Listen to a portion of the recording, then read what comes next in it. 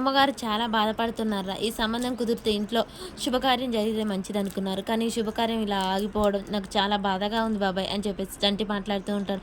అవునురా అంత మంచి సంబంధం చాముండిని చేసుకోకుండా సింధూరం చేసుకుంటా అనడం నాకు చాలా బాధగా సింధూర్ అమ్మగారిని చేసుకుంటాననటం నాకు ఏమాత్రం నచ్చలేదు. కానీ అలా చెప్పాడేంటి? ఒకందుకు అది కూడా మంచిదే. అమ్మగారు ఆవేశపడకుండా ఆలోచించి సింధూర్ అమ్మగారికి పెళ్లి చేసుంటే బాగుండేది. అబ్బాయి బాగా చదువుకున్నవాడు, అమెరికాలో ఉంటున్నాడు. అమ్మగారి జీవితం కూడా చాలా చక్కగా ఉండేది. అమ్మాయి గారు అలా ఉండటం నాకు ఏమాత్రం నచ్చలేదురా చంటి అని చెప్పేసి ఇక వాళ్ళ బాబాయ్ బాధపడుతూ ఉంటారు. అవును బాబాయ్ నాకు కూడా అదే అనిపించింది. కానీ అమ్మగారు సింధూర 2 రోజులు ఊరికెళ్తేనే ఒప్పుకోలేక తెల్లారి వెళ్ళి తీసుకొచ్చారు. అలాంటిది అమెరికా ఇచ్చి ఎలా వెళ్తారు? అమ్మగారు ప్రాణంగా చూసుకుంటున్నారు. ఒకందుకు సంబంధం చెడిపోయినందుకు నాకు మంచిగానే అనిపిస్తుంది బాబాయ్ అనగానే, అదేంట్రా అలా మాట్లాడావు అని చెప్పేసి అనగానే, అవును బాబాయ్ చెంచలమ్మ గారు అంత ప్రాణంగా చూసుకుంటున్న అమ్మాయి గారు కళ్ళెదురుగా లేకుండా అమెరికా పోతానంటే ఎలా ఒప్పుకుంటారు చెప్పు? ఇంకోటి ఏంటంటే నాకు కూడా సంతోషంగా ఉంది. నీకెందుకురా అమ్మగారు నన్ను అమ్మాయి గారిని కంటికి రెప్పలా చూసుకోమని చెప్పారు. అలాంటిది అమ్మాయి గారు పెళ్లి చేసుకొని అమెరికా వెళ్తే నేను వెళ్ళలేను కదా, అలాంటప్పుడు ఈ సంబంధం చెడిపోవడమే మంచిది అని చెప్పేసి అనుకుంటాడు. అలా అనుకోగానే ఆవరుస్తుంది. అంతలోనే చంటి అక్కడి నుంచి వెళ్ళిపోతూ ఉంటాడు. వీడో తిక్కలోడు, కానీ వీడు మాట్లాడే ప్రతి మాటలో అర్థం ఉంటుందిరా అనగానే, బాబాయ్ మరేమనుకున్నావు, నీ మాట్లాడితే ప్రతి మాటలో అర్థం ఉంటుంది. కానీ అమ్మగారి జీవితం చూస్తూ ఉండండి, ఏదో ఒక రోజు మంచిగా బాగుపడుతుంది. అమ్మగారే తనకు నచ్చిన జీవితాన్ని ఇస్తారు, ఆ నమ్మకం నాకుంది అనగానే చంటి ఇక అక్కడి నుంచి వెళ్ళిపోతూ ఉంటాడు. అవునరా వీడు మాట్లాడే ప్రతి మాటలో అర్థం ఉంటుంది అని చక్రం చూస్తూ ఉంటాడు.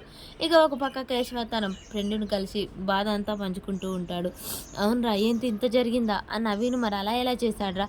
అలా చేసినందుకు కదరా బాధ, సింధూరకు పెళ్లి చేసుకుంటానన్నాడు. ఆ విషయం నాకు కూడా నచ్చింది. కానీ ఈ విషయం చర్చలమ్మ ఒప్పుకోవట్లేదు. ఏంట్రా నువ్వు అనేది? అంటే సింధూరకు పెళ్లి చేయాలనుకుంటున్నావా అనగానే, అవునరా ఎప్పటికీ అలాగే ఉండలేదు కదా, పాపం తన జీవితంలో ఏమీ అనిపించలేదు. అలాంటి అమ్మాయిని అలా చేయడం మంచిది కాదు కదరా, పాపం తలుగుతుంది.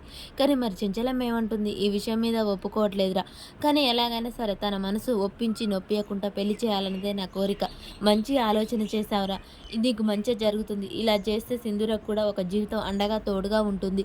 ఎప్పటికీ మీరే ఉండలేరు కదా అని చెప్పేసి వాళ్ళిద్దరు మాట్లాడుకొని అక్కడి నుంచి వెళ్ళిపోతారు. కేశవ ఇంటికొచ్చి అదే విషయం ఆలోచిస్తూ ఉండగానే చెంచలమ్మ వచ్చి, ఏంటండి ఎక్కడికి వెళ్ళారు? ఇంతసేపు వెళ్ళారు, ఎక్కడికి వెళ్ళారు అని చెప్పేసి చెంచలమ్మ అడుగుతూ ఉంటుంది. నేను ఒక ముఖ్యమైన పని మీద బయటికి వెళ్ళాను. ఏంటి ఆ ముఖ్యమైన పని అనగానే, ఒక విషయం గురించి ఆలోచిస్తున్నాను. ఆ విషయం ఇప్పుడే అందరికీ చెప్పదలుచుకోలేదు. ఆ విషయం ఒక కొలిక్కి వచ్చాక నేను చెప్తాను. అలాగే వచ్చేటప్పుడు పక్కూరి పూజారి గారిని కలిశాను. తను మన సింధూర గురించి అడిగాను. తను గుళ్ళో ఒక రోజు నిద్ర చేసి పూజలు చేస్తే తనకున్న దోషాలన్నీ చిన్న చిన్న దోషాలు తొలగిపోతాయి, తనకు మంచి జీవితం ఉంటుంది అని చెప్పాడు. అందుకని ఆ విషయం గురించి మాట్లాడి వచ్చేసరికి ఇలా లేట్ అయింది అని చెప్పేసి కేశవ చెంచలమ్మతో అంటాడు.